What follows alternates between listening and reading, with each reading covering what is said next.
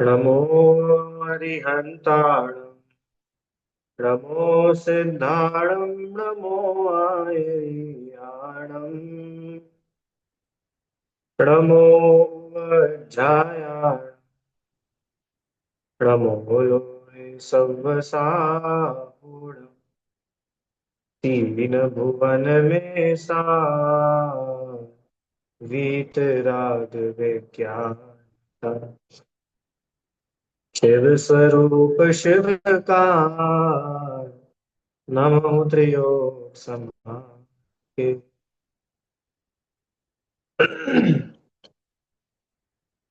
पंडित श्री दौलतराम जी द्वारा रचित यह अद्भुत ग्रंथ छह ढाला।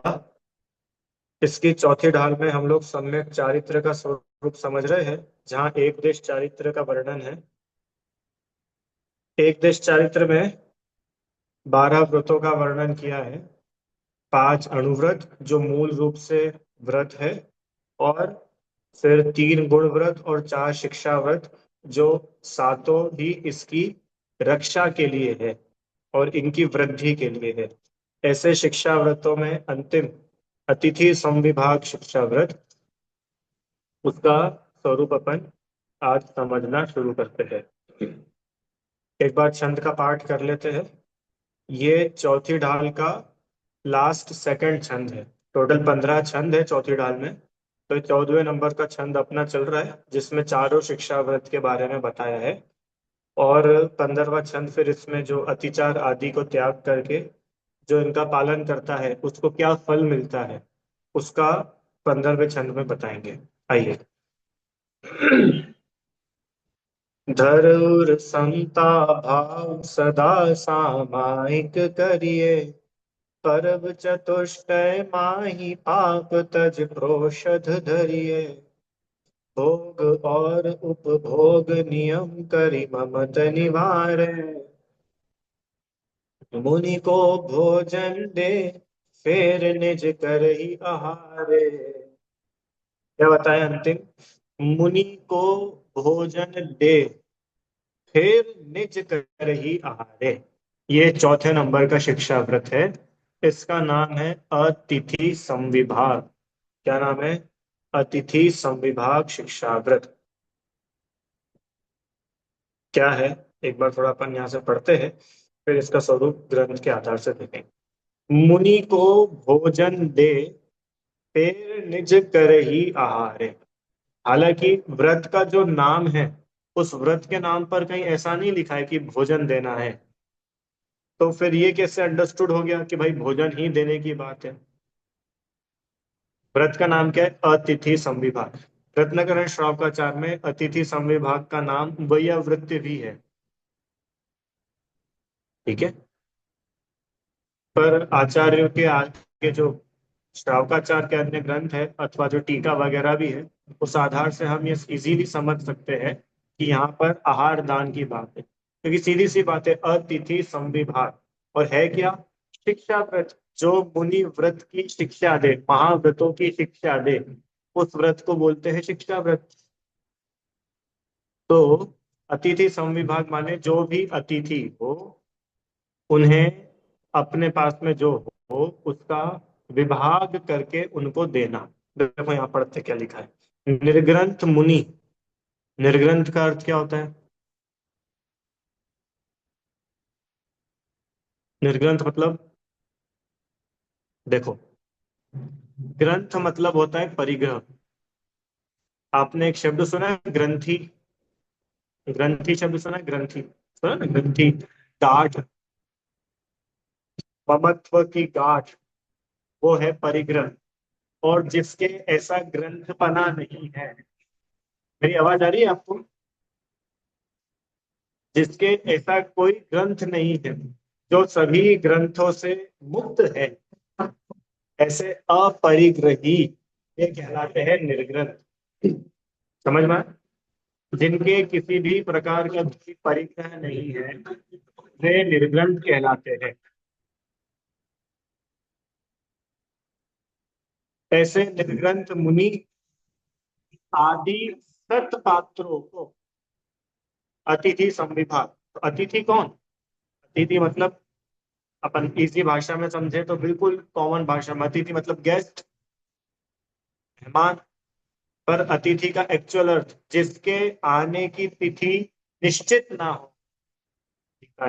अतिथि कौन? जिनके आने की तिथि, डेट, टाइम कोई निश्चित ना हो, वह अतिथि कहलाता है। आप लोग शादियों में जाते हो, जाते ना? तो अपन अतिथि नहीं है, अपन तो मेहमान है। अपन क्या बोलते हैं, इनवाइटेड। अपन इनवाइटेड है। अपने को तो उसने इनविटेशन दिया, इस टाइम को, इस जगह, इतनी बजे, इतनी तारीख को आपको आना है। पर अतिथि कौन कहलाते हैं कि जिनके कौन आएगा, कब आएगा, कितने आएंगे, कितने समय के लिए आएंगे, कुछ भी निश्चित नहीं है। वह है अतिथि। तो ऐसे अतिथि कौन है? ये ऐसे अतिथि है निर्यंत मुनिराज। और मुनिराज, और आगे और फिर दिया है कि और भी जो उन जैसे सत, सत माने अच्छे, भले, पात्र है। पात्र मतलब, पात्र मतलब, पात्र मतलब कैंडिडेट। कैंडिडेट, कैंडिडेट समझते ना? जिसको हम दान दे रहे हैं, वो कैंडिडेट। पात्र, उनको आहार दे, उनको भोजन दे, मुनि को भोजन दे। ऐसे सत्पात्रों को पहले स्वयं हम उन्हें, हम मतलब किसकी बात चल रही है? ये व्रती श्रावक, जिसके शिक्षा व्रत है, उसके क्या करता है वो, कि वो ऐसे सत्पात्रों को पहले स्वयं भोजन देता है, स्वयं उन्हें आहार देता है, फिर स्वयं भोजन करता है। इसका नाम अतिथि संविभाग व्रत है। अब कहने को तो बहुत छोटा सा है, एक ही स्लाइड में अपन समझ सकते हैं, पर अब इसकी डिटेलिंग बहुत ज्यादा है। अब आप लोग मुझे बताओ, डिटेल में समझना है कि ऐसे ही समझना है? कि डिटेल में समझेंगे तो फिर सारी बातें आएंगी।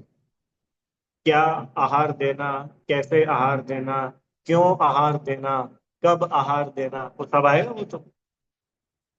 श्रावकाचार्य जी में बहुत सुंदर वर्णन दिया है। जिनको आहार दे रहे हैं उनमें क्या क्या क्वालिटीज होती है। अच्छा, जो स्वयं आहार दान दे रहा है, उस देने वाले में क्या क्या क्वालिटीज होना चाहिए। बहुत सुंदर विषय है। थोड़ा सा अपन इसको देखते हैं डिटेल में, 2 3 दिन 4 दिन जितने भी लगेंगे। पर अब कर ही रहे हैं, पता नहीं इसके बाद कब छह डाला पढ़ेंगे। तो एक अच्छे से ही इसको पूरा पढ़ ले तो अच्छा है। आइए, अतिथि सम विभाग। अ माने नहीं, तिथि मतलब तारीख, जिनके आने की तारीख फिक्स नहीं है, निश्चित नहीं है, वो कहलाते अतिथि। आगे, सम विभाग। सम विभाग मतलब समान विभाग। बहुत अमेजिंग शब्द है ये। कल्पना आंटी से, आप कहाँ रहते हैं? सूरत, सूरत में रहते हैं ना? अच्छा, तो मान के चलिए मैं सूरत में आऊँ। चलो, मैंने आपका तो घर नहीं देखा है, रीता आंटी आपका घर देखा है मैंने, है ना? तो मानो मैं आपके एरिया में आऊँ और 11 साढ़े 11 बजे के आसपास मैं आपके घर आ जाऊं। ठीक है। अब उस समय क्या सीन रहेगा? क्या सीन रहेगा? कि भोजन बन चुका है, और मैं ऐसा हूं कि भाई मेरे लिए कुछ नया मत बनाओ। ठीक है। अब क्या करोगे कि भैया अब हमने जो बनाया है, यही अपन सब मिल बांट करके भोजन करेंगे। हम आपको करा देते हमारे में से ही, जो हमने आपके लिए नहीं बनाया था, जो हमने हमारे लिए ही बनाया था, राइट? वो, उसमें से ही हम शेयरिंग कर लेंगे, आपको भी देंगे, हम भी खाएंगे। इसको बोलते हैं सम विभाग। सम विभाग हो ही तब सकता है जब कोई अतिथि आए। अरे बात आई कि नहीं समझ में? नहीं तो फिर सम विभाग कैसे होगा? फिर तो आपने ऑलरेडी उसके लिए बना ही रखा है, तो उसमें विभाग की बात ही क्या रही? विभाग मतलब समझ रहे ना, कि भाई मेरे पास में, घर में हमारे पास 10 रोटी है, और हमारे घर में 5 मेंबर है, तो हर व्यक्ति की दो दो रोटी हमने बनाई, राइट? इतने में कोई अतिथि आ जाए, कोई भी हो सकता है वो अतिथि, हमारे इन लॉज हो सकते हैं, हमारे कोई भी कोई रिश्तेदार हो सकते हैं, वो आ जाए। अब क्या करें कि भैया, अब जो बहुत ही घर का व्यक्ति होगा ना, बहुत घरेलू, जो बिल्कुल अपने से एकदम क्या है, कंफर्टेबल है, तो वो क्या बोला, अरे अरे, हमारे लिए कुछ नहीं करो, अपन तो इसमें से ही कर लेंगे। अरे ऐसा होता है कि नहीं होता? तो फिर क्या है कि वही 10 रोटी जो 5 लोगों के लिए थी, अब वही 10 रोटी 6 लोगों के लिए होगी। तो जिसके आने की कोई तिथि निश्चित नहीं है, कोई सडनली अगर हमारे घर पर आ जावे, उसके साथ में विवाह किया जा सकता है जय श्री राम के लिए। और जो पहले से, अब मान के चलो पहले से फिक्स है कि भैया है ना, इस संडे को आपको हमारे यहाँ भोजन के लिए आना है, ठीक है, आ जाएंगे। तो उस दिन आप विभाग थोड़ी करोगे, उस दिन तो आपने मेरे लिए अलग से बनाया है। अरे आपने तो वो काउंटिंग में सिक्स्थ को भी इन्वॉल्व किया था ना, तो उस दिन विभाग नहीं हो पाएगा। प्रश्न, बात आ रही कि नहीं समझ में? ये बहुत गंभीर विषय है। मुनिराज को कभी भी उनके लिए बनाया गया भोजन नहीं दिया जाता है। कि कौन समझे इस बात को? मुनिराज के लिए कभी भी उनके निमित्त से बनाया हुआ भोजन, कि भाई यार महाराज जी के लिए ना ये और बना लेते, महाराज जी के लिए तो कुछ होता ही नहीं है। अगर मुनिराज को पता चल जाए ना ये भोजन उनके लिए बना है, तत्काल अंतराय और फिर रिटर्न। ये पढ़ेंगे अपन छठी ढाल में, मुनिराज के आहार में क्या क्या दोष होते हैं, किन किन अंतरायों को वे टालते हैं, उन सब का स्वरूप छठी ढाल में आएगा, मुनिराज के 28 मूल गुणों में, वहां डिटेल में पढ़ेंगे। अभी तो श्रावक के एंगल से अपने को समझना है कि कैसे एक श्रावक अतिथि संविभाग करता है, राइट। तो जिसके आने की कोई निश्चित तिथि ना हो, ऐसे 3 प्रकार के पात्रों को अपने भोजन में से विभाग करके विधि पूर्वक दान देना। 2-3 बात आई। अतिथि तो समझ में आ गया, जिनके आने की कोई डेट फिक्स नहीं। आगे, ऐसे 3 प्रकार के पात्रों को, छह ढाला में तो सिर्फ मुनि लिखा, अब मुनि से आगे की भी समझ लेना। 3 प्रकार के पात्र मतलब उत्तम पात्र, आगे है शायद इसमें, हाँ। उत्तम पात्र, मध्यम पात्र, जघन्य पात्र। उत्तम मतलब सबसे बेस्ट, टॉप। जघन्य मतलब पात्र तो है पर सबसे लोअर कैटेगरी। और मध्यम मतलब अपर और लोअर के बीच वाली कैटेगरी। सबसे बेस्ट पात्र कौन है? कि भाई मुनिराज। तो मुनिराज से श्रेष्ठ कौन है? या तो अरिहंत या सिद्ध। पर अरिहंत और सिद्ध को तो हम कुछ दान दे नहीं सकते। तो हमारे लिए कोई पात्र हो जिसे हम दान दे सके, तो उनमें सबसे श्रेष्ठ कौन है? दिगंबर मुनिराज, तो यही श्रेष्ठ है। अब जघन्य, अब मध्यम कौन है? व्रति श्रावक। व्रति श्रावक, पंचम गुण स्थान व्रति श्रावक। गुण स्थान के एंगल से देखे तो श्रावक जिसने सभी परिग्रहों का त्याग नहीं किया है, पर कुछ का त्याग किया, सभी पापों का त्याग नहीं। उसमें कौन कौन आ गया? एलक जी, शुल्लक जी, शुल्लिका माता जी, आरिका माता जी, वे सब इनमें आ गए, राइट। और जघन्य पात्र, जघन्य पात्र चौथा गुण स्थान वर्ती श्रावक, अव्रती श्रावक, ये है पात्र। चौथा अव्रती श्रावक मतलब समझ रहे हैं ना, कोई सम्यक दृष्टि कोई जीव हो पर उसके कोई व्रत आदि नहीं है, ऐसे जीव, ठीक है। ये पात्रों के प्रकार। अब देखो, अब इसमें से थोड़ा सा समझने की बात। मुनिराज तो अपने को रोज रोज योग बनता नहीं है, बने तो बहुत श्रेष्ठ है, बट नहीं बन पाता। व्रती श्रावक भी हमें डेली मिल ही जाए ऐसा भी कुछ नहीं है। पर अव्रती श्रावक अपने को डेली मिल सकते हैं कि नहीं? क्योंकि श्रावक के 6 आवश्यकों में एक दान नाम का भी आवश्यक है, जो उसको डेली करना चाहिए, राइट। देव पूजा, गुरु उपासना, स्वाध्याय, संयम, तप और दान। प्रश्न उठता है कि भाई मुनिराज तो हमको रोज रोज नहीं मिल सकते, आरिका माता जी या कोई त्यागी व्रती भी हमको रोज मिले, ऐसा भी नहीं है। तो फिर क्या, कि जघन्य पात्र तुमको मिल सकते हैं। कि कैसे मिल सकते हैं? कि भाई अव्रती श्रावक हो वो जघन्य पात्र है। अब यहाँ समझने की बात है। अब सम्यक दृष्टि को श्रावक की बात करेंगे, तो फिर भाई तत्वार्थ श्रद्धान वाला श्रावक उसको कहाँ ढूंढेंगे हम? ऐसा कोई जीव जिसको तत्वार्थ श्रद्धान हो, वो उसको ये दृढ़ श्रद्धा हो मैं जीव हूं, मैं अजीव नहीं, तो हमको कहाँ मिलेगा ऐसा? कि कोई बात नहीं, ऐसा नहीं मिल रहा है। तो ऐसा तो कोई मिल सकता है ना जिसको देव शास्त्र गुरु की सच्ची श्रद्धा हो, वो तो मिल जाएगा। उसी को पात्र मान करके उसको भोजन कराना आया। चरणान योग में सम्यक दर्शन वही इसमें आया ना। सच्चे देव शास्त्र गुरु की श्रद्धा सम्यक दर्शन है। तो अब जिसके सच्चे देव शास्त्र गुरु की श्रद्धा है, माने सरागी देवी देवताओं में जिसकी श्रद्धा ना हो, ऐसे जीव को सत पात्र मान करके उसका सत्कार करना चाहिए, उसे दान देना चाहिए। कि भैया उसको कहाँ ढूंढेंगे, कि कहाँ ढूंढेंगे, अरे अपने घर के लोग ही है भाई। अपने घर के लोग कौन है, कहीं और नहीं जाना है। अरे पहले अपने घर के ही लोग हैं, उनसे ही शुरू करो। हम्म। बहुत सारी बातें हैं। आहार दान किए बिना भोजन करना चोरी है। आहार दान किए बिना भोजन करना चोरी है। ये कैसी चोरी है, कि हाँ भाई, अरे अब तो खैर जॉइंट फैमिली होती नहीं है, पर आप सोचो, इमेजिन करो, कोई फैमिली हो, दो भाई हो, राइट, और किसी एक भाई की वाइफ कहीं गई हुई हो, और अपने को अपने भाई की याद ही नहीं आए और अपन ही भोजन कर ले, और उसके ठिकाने ही नहीं भोजन करने के। पर ऐसा नहीं, सबको भोजन कराओ फिर स्वयं भोजन करो। सभी के लिए है। खैर आप लोग तो सब माताएं हैं, आप लोग का तो है ही, पहले सबको भोजन कराना फिर स्वयं भोजन करना। पर मैं सभी से बोलना चाहता हूँ, अगर बच्चे भी हो, कोई जेंट्स भी हो, हमको ये मेक श्योर करना चाहिए क्या, कि हमारी मम्मी ने किया कि नहीं फिर हम करें, हमारी वाइफ ने किया कि नहीं फिर हम करें। और अगर ऐसा है कि भैया वो बाद में करेंगे, तो ऐसा ना हो कि हम ही सब कर जाए और उनके लिए कुछ बचे ही ना। अरे ये इतनी अपने अंदर अंदर में उनके लिए होनी चाहिए बात।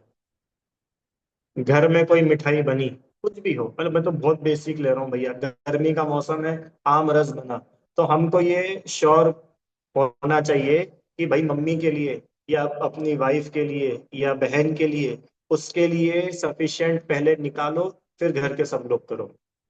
ये करो। ये हो गया सब विभाग। हो गया ना, इसमें क्या खर्चा हुआ अपना, इसमें कुछ करना थोड़ी है। इसमें तो भाई जो भोजन है वो सबको शेयर करना है, भाई शेयरिंग सिखा रहे हैं यहाँ पर। ये करना है।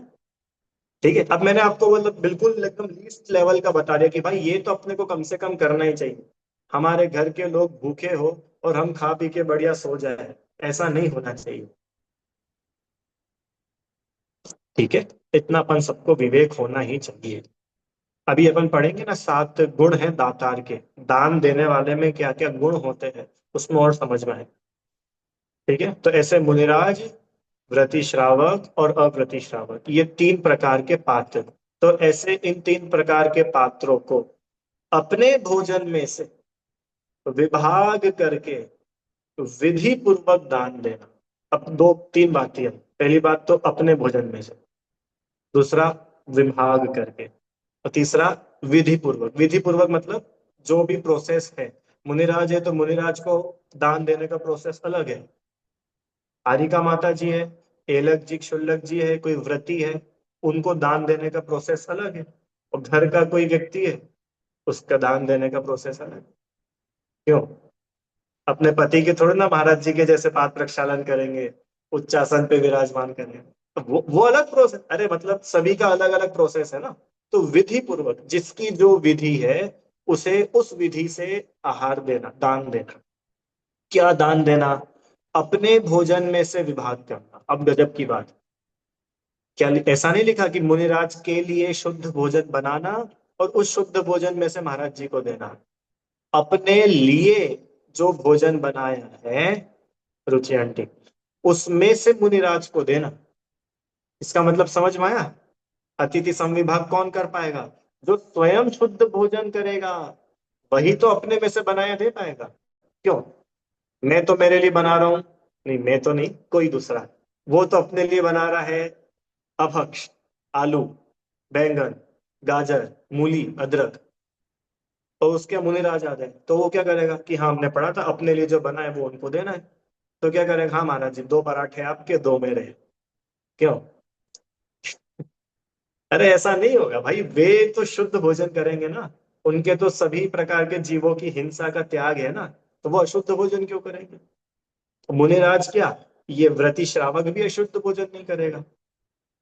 अरे पढ़ा ना पने, जो प्रतिमाएं सारी पढ़ी थी शुरू में, आपको ध्यान हो तो उसमें ये सारा आया था वर्णन, सचित्त त्याग प्रतिमा और इन सब में। वो अशुद्ध भोजन क्यों करेगा? वो तो मर्यादा का भोजन करेगा, 3 दिन 5 दिन 7 दिन, अलग अलग मौसम में अलग अलग मर्यादा होती है कि भाई इस समय तक वो वस्तु शुद्ध है, इसके बाद में उसमें जीव पड़ना शुरू हो जाता है। अब मुनिराज के लिए अतिथि संविभाग है, तो क्या निकल के आया इसमें से कि जो स्वयं शुद्ध भोजन बना के करेगा, उसके यहाँ कभी सौभाग्य से मुनिराज पधार जाए, तो वो अपने लिए बनाए गए भोजन में से मुनिराज को दान देगा। ये है अतिथि संविभाग का स्वरूप।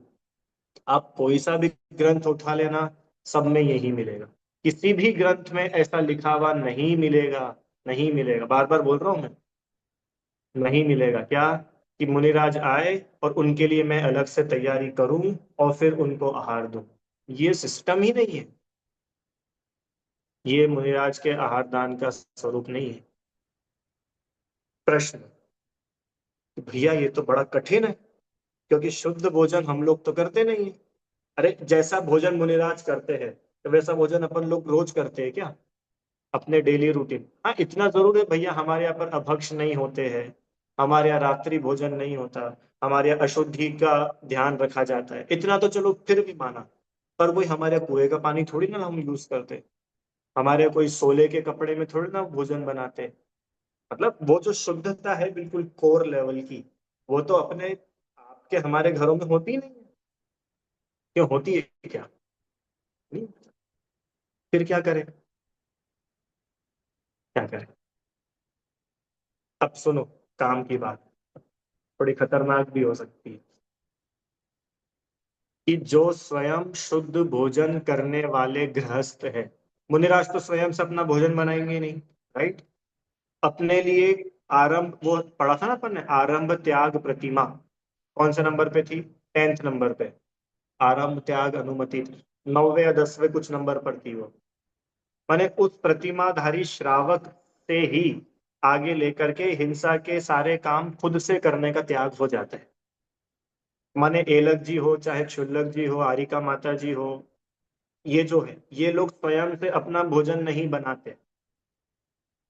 तो फिर अब शुद्ध भोजन करने वाले बचे कौन, जो खुद से अपना भोजन बना सके? कि बाकी दूसरे प्रतिमाधारी श्रावक, व्रती श्रावक। अब क्या गड़बड़, सुनना, अब आपको ये चीज कठिन पता है क्यों लग रही है? हमें ये बात इसलिए कठिन लग रही है कि जो स्वयं शुद्ध भोजन करने वाले श्रावक है, माने ऐसे जीव जो अपने लिए हमेशा ही शुद्ध भोजन ही बनाते हैं, ऐसे जीव ही नहीं बचे घरों में। वो सब लोग तो कहाँ चले गए? वो सब तो कहाँ चले गए? वो सब भी चले गए महाराज जी के पास। अब गड़बड़ क्यों हो गई? अरे अगर हमारे नगर में मुनिराज पधारे, तो हमको सोचना क्यों पड़ता है, क्या करे क्या करे क्या करे, चौका लगाना है चौका लगाना है। अरे चौका लगाना ही नहीं पड़ेगा, क्यों? कि जो शुद्ध भोजन करता है वो अपने घर में ही कोई हो ना, उसके लिए बनेगा, उसमें से मुनिराज के लिए हो जाएगा। इतना सिंपल है। पर अब समस्या पता है क्या हो गई? और खतरनाक बात, बना के खाना तो दूर, क्या बोल रहा हूँ कल्पना आंटी जी, बना के खाना तो दूर, कमा के खाना भी नहीं हो पा रहा। मतलब श्रावक है ना, श्रावक के लिए तो ये है कि भाई आप स्वयं व्यापार करो, बिजनेस करो, अपनी खुद की अर्निंग करो, पैसे कमाओ, और अब अपनी गृहस्थी चलाओ। तो कमा के तो व्यक्ति खाने को तैयार नहीं है, बना के भी खाने को तैयार नहीं। उसके उसको तो क्या चाहिए, कि कोई हमें बना बनाया दे दे और हम उसके यहाँ पर जाकर के भोजन कर लें। अब इसमें प्रॉब्लम क्या हुई? प्रॉब्लम क्या हुई? कि प्रॉब्लम ये हुई कि जो श्रावक, गृहस्थ, नाम ही उसका गृहस्थ है, जो घर में रहता, स्वयं के लिए शुद्ध भोजन बनाता, तो उसके यहाँ पर अतिथि समविभाग इजीली हो पाता। पर अब वो खुद ही अतिथि बन गया है, वो खुद ही अतिथि बन गया है। तो अब उसके भी भोजन की तैयारी करो, तो वो मुनिराज के लिए अलग से करो, तो फिर पूरे की पूरी सिस्टम गड़बड़ हो जाती है। आपको समझ में आ रही है वो प्रॉब्लम कहाँ खड़ी हुई है? हमें क्यों मुनिराज को आहार देना कठिन लग रहा है आज, जबकि मुनिराज को आहार देने से ज्यादा सरल काम कुछ है ही नहीं। क्यों? कि कुछ करना ही नहीं है।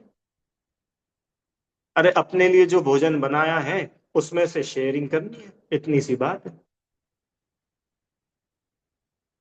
कि भैया ऐसा थोड़ी होता है, महाराज जी दिन में एक बार भोजन करते हैं, तो हम क्या मना कर रहे हैं कि एक बार नहीं, दो बार नहीं।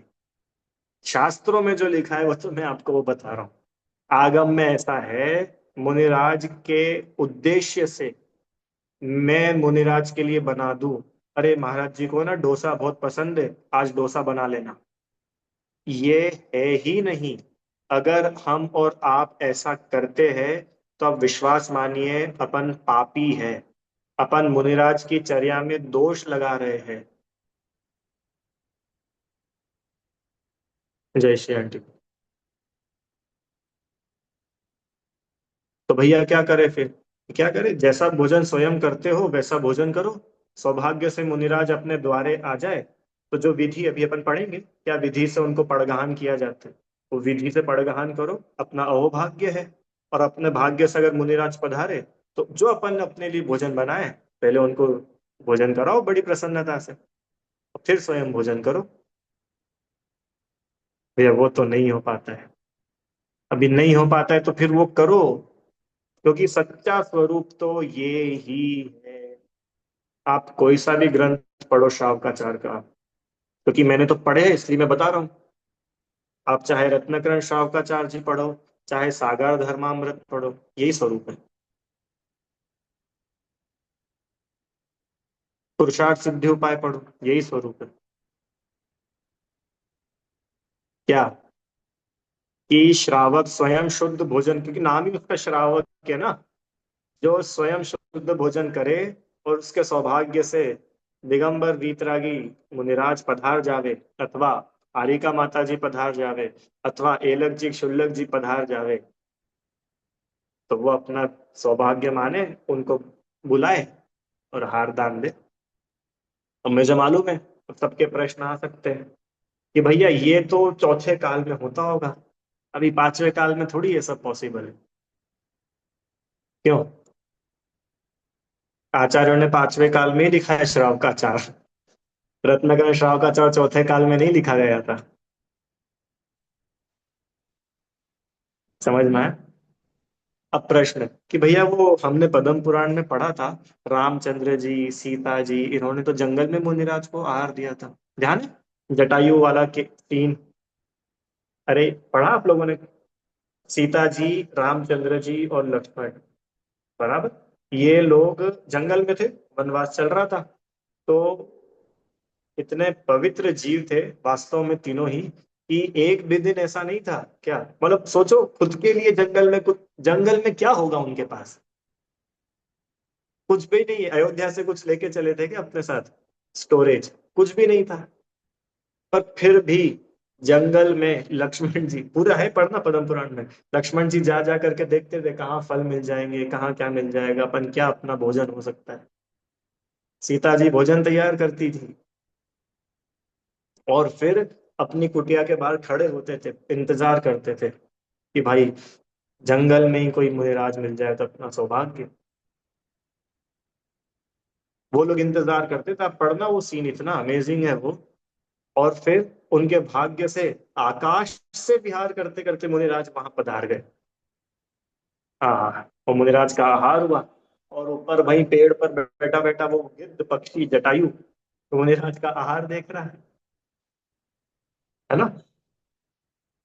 और फिर वो वहां से गिर गया, और मुनिराज के चरणों में गिरा, तो उसका जो शरीर था पूरा सोने का स्वर्ण जैसा हो गया, पूरी कहानी है। अब प्रश्न कि भैया जंगल में शुद्ध भोजन कहाँ से मिल गया होगा? मुनिराज को आहार दिया तो शुद्ध भोजन ही होगा ना। कहाँ से करा होगा जंगल में? कि भाई पहले सभी के घरों में शुद्ध ही भोजन होते थे, वो तो अभी अपने को थोड़ा सरप्राइजिंग लगता है कि भैया शुद्ध मुनिराज के लिए अलग से कुछ करना पड़ेगा। अलग से कुछ करना नहीं पड़ेगा। अरे घर घर में शुद्ध भोजन होता था। अभी थोड़ा सा सिनेरियो चेंज हो गया है। आप आज से 20-25 साल पहले जाकर के देखिए। आप में से कुछ कोई लोग हैं क्या जो बुंदेलखंड के हो? यहाँ क्लास में कोई है जो बुंदेलखंड का हो? आप है, दो, और भी कुछ लोग होंगे। आप लोगों को पता होगा अपने 20-25 साल पहले के, आप देखिए, घर घर में चक्की होती थी। घर घर में गेहूं सुखाए जाते थे। घर घर में शुद्ध भोजन होता था। घर घर में एक अम्मा ऐसी होती थी जो सोले के कपड़ों से बना भोजन करती थी। घर घर में होते थे। और अब घर घर में है ही नहीं। तो अब अलग से करना पड़ता है, तो अब हमको वो बोझ लगता है। पहले लोगों को भाग्य लगता था कि आज मुनिराज पधारे हैं। अरे आप सोचो वो दृश्य, महावीर मुनिराज पधारे हैं और चंदन बाला आहार दे रही है। कैसा आहार हो रहा होगा? सोचो वो दृश्य देखो एक बार। है।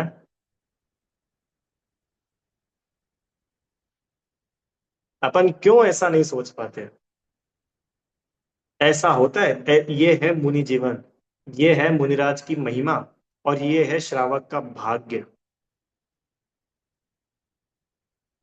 भैया सच्ची में अपन सबके घरों में शुद्ध भोजन होना चाहिए।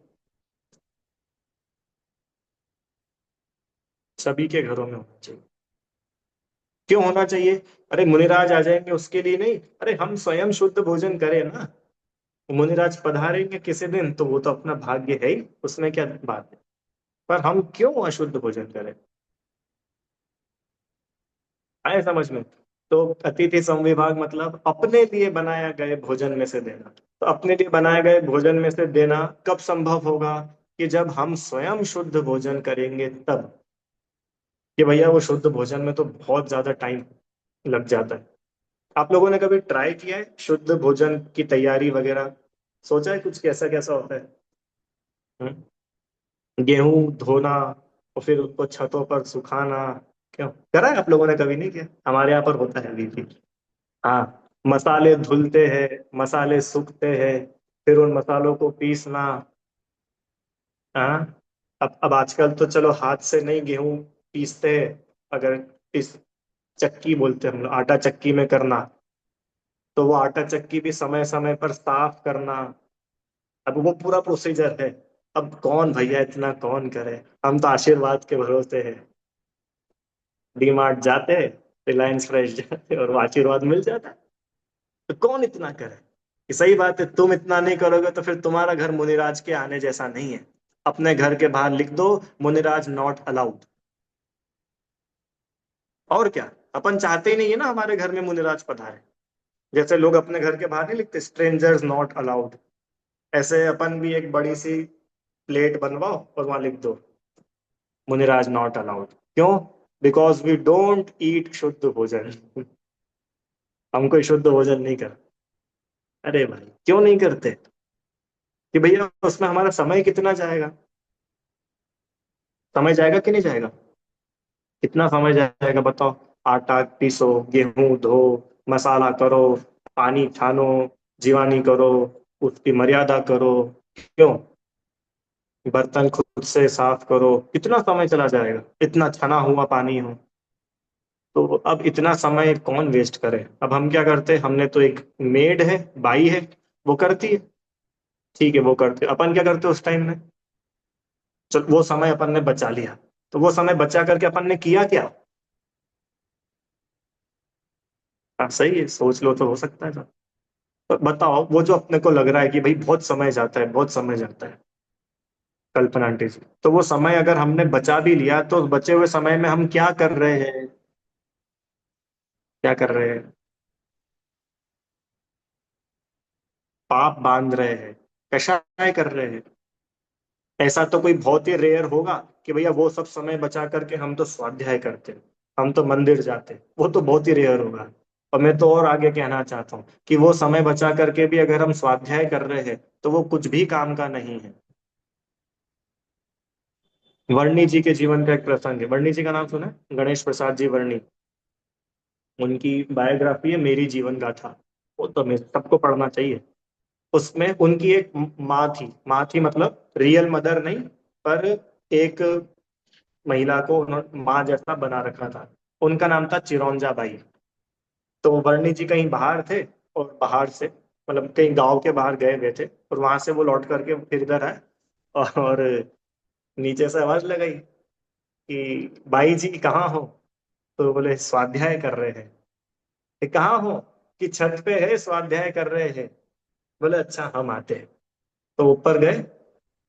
बोले आप तो बोल रही थी आप स्वाध्याय कर रही हो। कि हाँ। आप तो गेहूं बिन रही हो। कि हाँ ये स्वाध्याय तो कर रहे हो। हमने शास्त्रों में पढ़ा था, शुद्ध भोजन किया जाता है, जीवों की रक्षा की जाती है, अहिंसा पाली जाती है। अब उसका हम प्रैक्टिकल कर रहे हैं, ये हमारा स्वाध्याय है। ये स्वाध्याय है। अपने को ऐसा क्यों लगता है कि सिर्फ शास्त्रों को पढ़ना ही स्वाध्याय है? शास्त्रों को जीना स्वाध्याय है। शास्त्रमय जीवन हो जाए ये स्वाध्याय है। चरणान योग पढ़ने के लिए थोड़ी है। चरणान योग तो हमारे आचरण में लाने के लिए है। और फिर से आएगा कब? कि जब हमको सच्ची समझ होगी तभी आ पाएगा।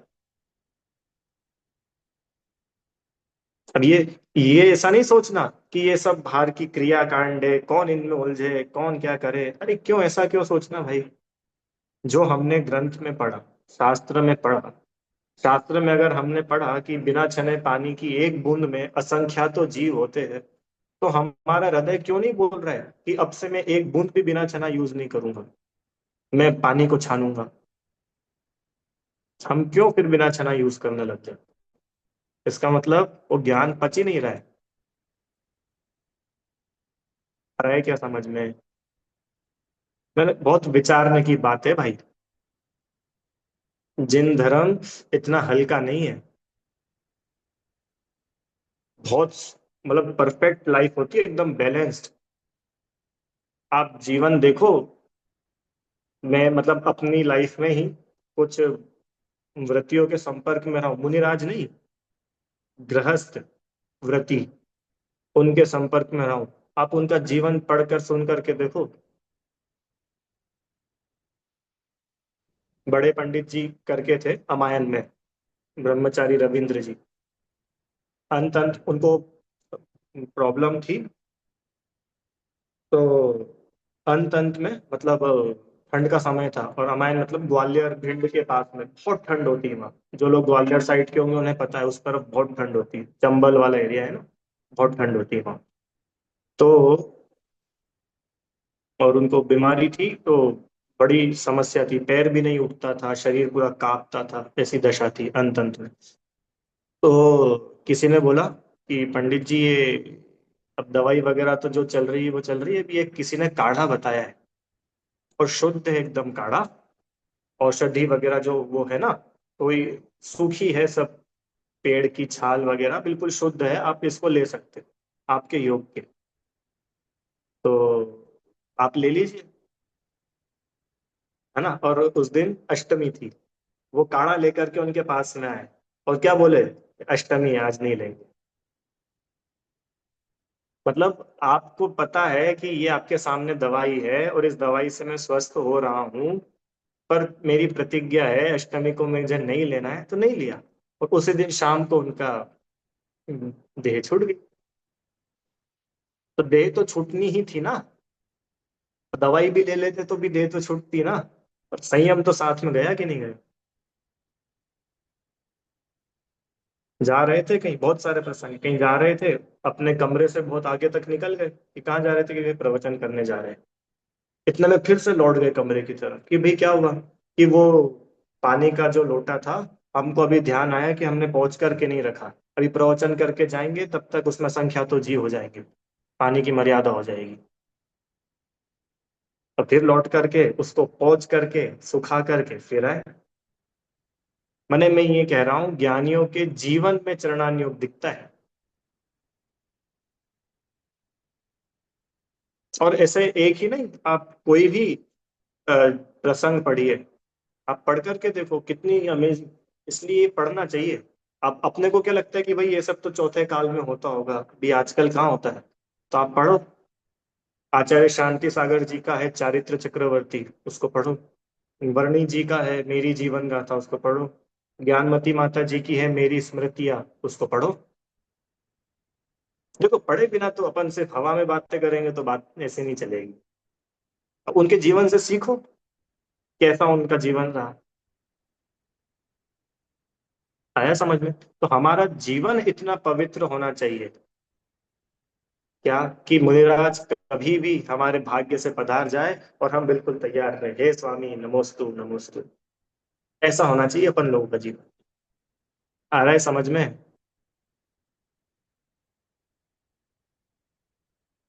चलो, अब ये दान से क्या लाभ है, इसको भी पढ़ लेते, फिर वो दान का जो पूरा प्रोसेस है वो श्रावकाचार्य जी में से अपन देखेंगे। आज तो इसको ही थोड़ा देखते हैं। दान से क्या लाभ है भाई, कि जैसे जल शरीर पर लगे हुए रुधिर रूप मल को धो डालते हैं। रुधिर रूप मतलब, रुधिर माने खून। इस शरीर पर खून लग गया, कुछ मल लग गया, पानी क्या करता है कि शरीर पर मल लगा है उसको धो देता है। ऐसे ही दान गृहस्थी के षट कर्मों से कमाए पाप रूपी कर्म मल को दूर कर शुद्ध करता है। अभी गृहस्थी में अपन सिवाय पाप के और क्या कमाते हैं? हम्म? किसी का जो भी षट कर्म लिखे ना, षट कर्म माने वही असी मसी कृषि विद्या वाणिज्य शिल्प। और यही नहीं, अब तो बहुत सारे टाइप्स के अलग अलग बिजनेसेस है, उनमें पाप ही तो होता है। कोई पुण्य कमाता है क्या? आज दुकान जा रहे पुण्य कमाएंगे, तो पुण्य तो मंदिर में कमाते हैं, दुकान में थोड़ी भी पुण्य कमाते। माने गृहस्थ के जीवन में पाप ज्यादा ही होते हैं। तो वो पाप से जो आत्मा अपना मलिन हुआ है उसको शुद्ध कैसे करेंगे, कि दान से शुद्ध होता है। बहुत बढ़िया फंडा है। आपने पाप करके जो पैसा कमाया, अभी अब उसको एक बिल्कुल जनरलाइज कर दो पैसे में। उस ही धन को, उस ही धन को हम दान के थ्रू उसका व्यय करें, तो वो हमारे पाप को धोता है। आ रहा है समझ में क्या बोल रहा हूँ प्रीता? पाप करके धनार्जन किया, अब अगर पापों से मुक्त होना हो, उन पापों से छुटकारा चाहिए हो, तो दान करो। बिना दान के, लिखा ना, बिन दान श्रावक साधु दोनों लहे नहीं बोध को। उत्तम त्याग में है 10 लक्षण की पूजन में। इसलिए भी दान करना चाहिए। अब कितने लोग ऐसे होते कि हाँ सही है भैया आपने बोला दान करना चाहिए, तो अभी हम थोड़ा पैसे कमाने जा रहे हैं पहले पैसे कमाएंगे फिर दान करेंगे। आचार्य ने उदाहरण दिया, ये तो वही बात हो गई। पहले अब देखो नहाना है तो क्या करो, कल्पना आंटी, कि वो कीचड़, पहले तो कीचड़ में खूब लोट लगा लो। अब नहाना तो है ही, तो पहले कीचड़ में लोट लगा लो फिर नहाएंगे। अरे पापों से मुक्त होने के लिए दान था, और तुम दान करने के लिए पाप करने लग गए। ऐसा नहीं करो, ठीक है? तो ये दान का लाभ है। अपने को प्रत्येक दान और पूजा ये श्रावक का मुख्य कर्तव्य है। आचार्य देव ने लिखा, दान और पूजा ये हर एक श्रावक के जीवन में मस्ट, कंपलसरी होना ही चाहिए। कि भैया वो दान कैसे दे, हम तो बहुत गरीब है, तो हम पैसे देने के लिए थोड़ी बोल रहे, हम तो दान देने के लिए बोल रहे। दान मतलब क्या होता है, अपने पास से कोई भी वस्तु किसी योग्य पात्र को देना, वो दान। दान पैसों का ही थोड़ी होता है, ये भोजन का भी होता है, ज्ञान का होता है। औषध 4 प्रकार के तो है ही। औषधि दान, अभय दान। किसी भी जीव को हम जानबूझ करके कभी नहीं मारेंगे, ये अभय दान हो गया। ठीक है? इस प्रकार से बहुत संक्षेप में यहाँ पे 6 ढाला के आधार से अपन ने देखा।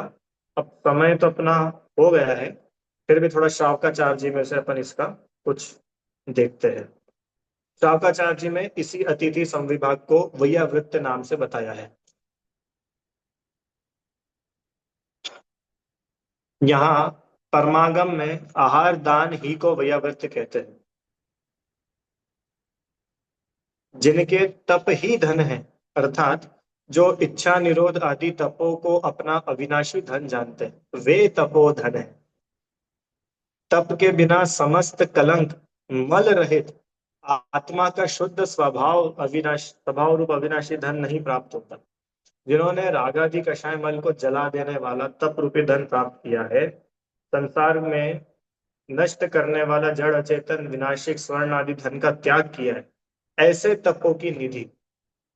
लिखा है ना, तप धनाय गुण निधये, रत्नत्रय रूपी गुणों के निधान, परम वीतरागी दिगंबर यतियों को दातार व पात्र की धर्म प्रवृत्ति चलाने के लिए आहार दान देना, वह वीतरागी मुनियों की वैयावृत्ति है। क्या बोला?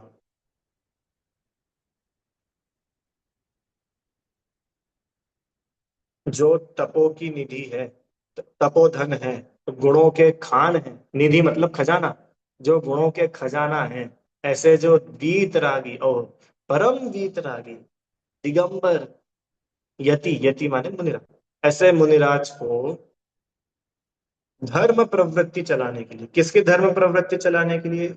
अपने आहार के निमित्त से हमारे भी धर्म चलता है और मुनिराज का भी धर्म चलता है। कल बात की थी ना अपन ने, मुनिराज आहार क्यों लेते हैं? कि आहार के निमित्त से शरीर बना रहता है, और शरीर बना रहता है तो तप आदि कर पाते हैं। तो अपने आहार दान से मुनिराज को भी लाभ है और हमको भी लाभ है। धर्म प्रवृत्ति चलाने के लिए आहार दान देना, वह वीतरागी मुनियों की वैयावृत्ति है। एक प्रश्न पूछता हूँ, आप लोगों ने कभी शायद आहार दिया होगा, और नहीं भी दिया होगा तो कभी ऐसा सुना होगा, आज तो भाई महाराज जी को अंतराय आ गया, सुना है ऐसा? आज महाराज जी को अंतराय आ गया, तो क्या होता है उसमें? क्या होता है कि भाई वो कुछ ऐसी कुछ हो गया कि भाई फिर मुनिराज ने आहार नहीं लिया, छोड़ दिया, कुछ बाल आ गया, कोई जीव आ गया, राइट? तो वो अंतराय हुआ, तो किसको अंतराय आ गया? कि मुनिराज को अंतराय आ गया। ये अधूरा वाक्य है। मुनिराज को ही अंतराय नहीं आया, अपने को भी अंतराय आया। क्यों? कि भाई वे आहार ले नहीं पाए और हम आहार दे नहीं पाए। अरे बात आ रही कि नहीं समझ में? तो दोनों के ही अंतराय है, क्योंकि यहाँ लिखा है ना, दाता यानी देने वाला और पात्र, दोनों की धर्म प्रवृत्ति चलती। तो अगर मुनिराज को आहार नहीं दे पाए तो हमारी भी तो धर्म प्रवृत्ति नहीं हो पाई। तो किसको अंतराय आया? दोनों को। एक को लाभांतराय, एक को भोगांतराय। दे दानांतराय और लाभांतराय, दान और लाभ। श्रावक दान नहीं दे पाए, मुनिराज को लाभ नहीं हो पाए, ऐसा समझना। ठीक है, तो आज इतना ही करते। मुनिराज का स्वरूप है वो तो अपन लोग समझते ही है सब। फिर भी जो इसमें शावकाचार्य जी में लिखा है, एक बार बस मैं पढ़ देता हूँ, तो ये विषय अपना होगा। फिर इसके बाद में अ, और भी दान के संबंध में है, दातार में क्या क्या गुण होते हैं, क्या नवधा भक्ति होती है, किस प्रकार मुनिराज को आहार दान दिया जाता है, वो पूरी प्रोसेस जो है वो अपन कल देखेंगे। अभी थोड़ा सा इसमें से अपन विषय को पढ़ लेते हैं। कैसे है दिगंबर साधु?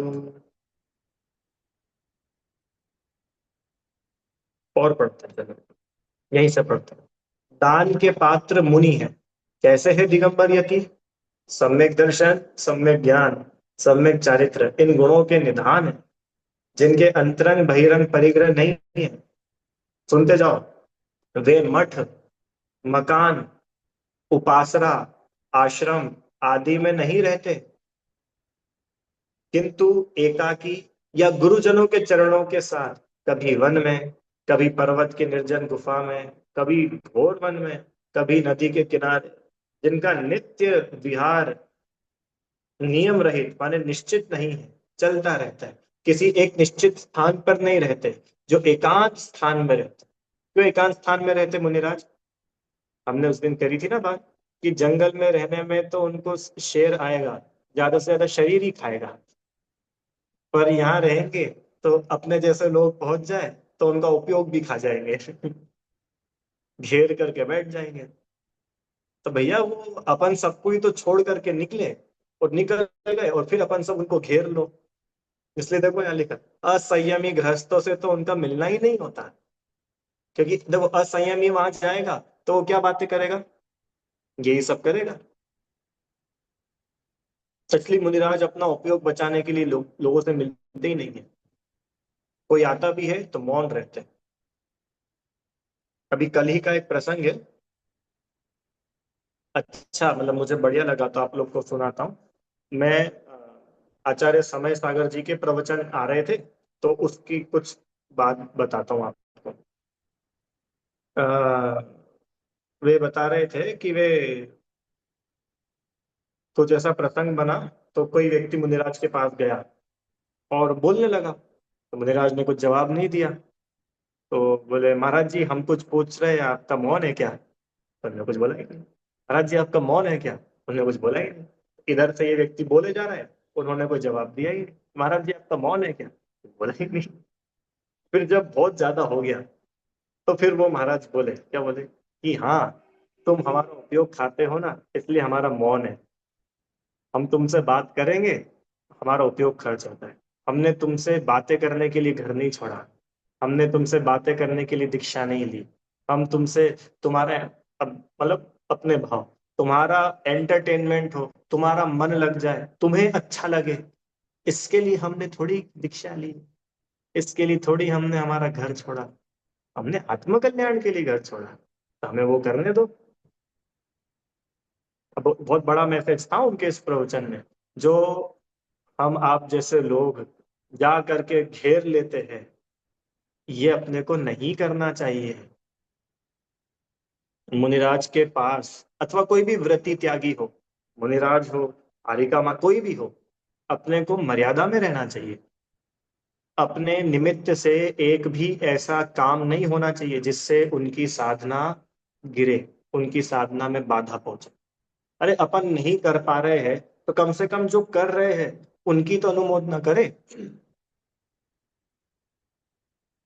आत्मा की विशुद्धता रूप परम वीतरागता के साधने वाले, और देखो, लौकिक जनों द्वारा की गई अपनी पूजा, प्रशंसा, स्तवन को नहीं चाहने वाले, ये मुनिराज का वीतराग स्वरूप है। परलोक में देवगति के भोग तथा इंद्रपना, अहमेंद्रपना, इनके ऐश्वर्य को राग रूप अंगारों के समान तप्त महान जलन उत्पन्न करने वाले मानते।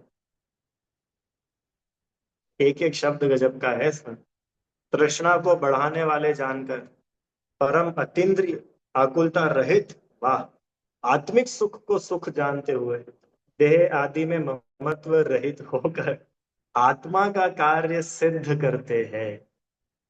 और आगे, ऐसे साधु जन की वैयावृत्ति की प्राप्ति अनंत काल में दुर्लभ है। ये लाइन क्यों लिखी? कि भाई बहुत महापुण्य का योग होता है, तब ऐसे निर्ग्रंथ वीतरागी दिगंबर साधु मिलते हैं। अब वो मिलते हैं, मैं बहुत लंबी पिक्चर क्रॉस करके आ गया हूँ। ये जीव का अनंत काल तो निगोद में ही बीतता है, एक इंद्री में बीतता है। वहां उसको कहाँ मुनिराज मिलेंगे?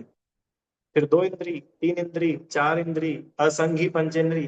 पंचेंद्री भी बन जाए तो कभी नरक में, कभी कहाँ, कभी तिर्यंच बन गया, स्वयंभू रमण समुद्र में ही बन गया तिर्यंच, अब पड़े रहो वहां पे। मनुष्य भी बने तो उत्तम कुल में आवे, ऐसा देश हो जहाँ मुनिराज आदि हो। मनुष्य भी बन जाए और अफ्रीका के किसी जंगल में पैदा हो जाए, फिर कहाँ मिलेंगे मुनिराज? मतलब आप सोचो कितना दुर्लभ है ऐसे दिगंबर वीतरागी मुनिराज का दर्शन भर मिल जाए। उसके बाद भी जैन कुल मिल जाए, तो जैन कुल मिलने के बाद में रुचि हो, देव शास्त्र गुरु के प्रति श्रद्धा हो, तो वो जावे मुनिराज के पास। इसलिए यहाँ पर लिखा कि ऐसे साधु जन की वैयावृत्ति, उनको दान आदि दे पाना, ये अनंत काल में भी दुर्लभ है। इसके लिए अगर अपने को कदाचित ऐसा अवसर मिलता भी है, तो उसको महाभाग्य जान करके अपने को बहुत कृतार्थ मानना चाहिए। और वो अवसर कब मिलेगा? कि जब हम स्वयं ऐसे होंगे। मुनिराज को दान का अवसर कब मिलेगा? कि जब हम स्वयं शुद्ध भोजन करेंगे, तो ही तो अपने में से संविभाग कर पाएंगे। इसके लिए हम और आप, अपन सभी, अपना जीवन पवित्र बनाएं, और ऐसे निर्ग्रंथ वीतरागी मुनिराजों के दर्शन हमें हो, और दर्शन ही क्या हो, हम भी उनके समान हो, ऐसी अपनी भावना होंगे। इस प्रकार से अभी विषय इतना ही रखते हैं। हालांकि इसमें और भी है, आप लोग अब स्वयं से थोड़ा, इससे क्या, भाषा बहुत सरल है इसलिए समझाने जैसा कुछ है नहीं, आप लोग खुद से पढ़ना।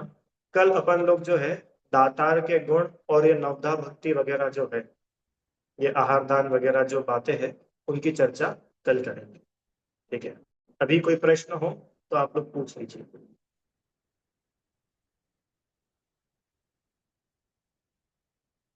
ठीक है? जितवाणी स्पीकर। हे जिनवाणी भारती तो ही जपू दिन रैन, जो तेरी शरणाग है सो पावे सुख चैन। जा वाणी के ज्ञान से सूझे लोकालोक, सो वाणी मस्तक नमो सदा देत हूँ लोक।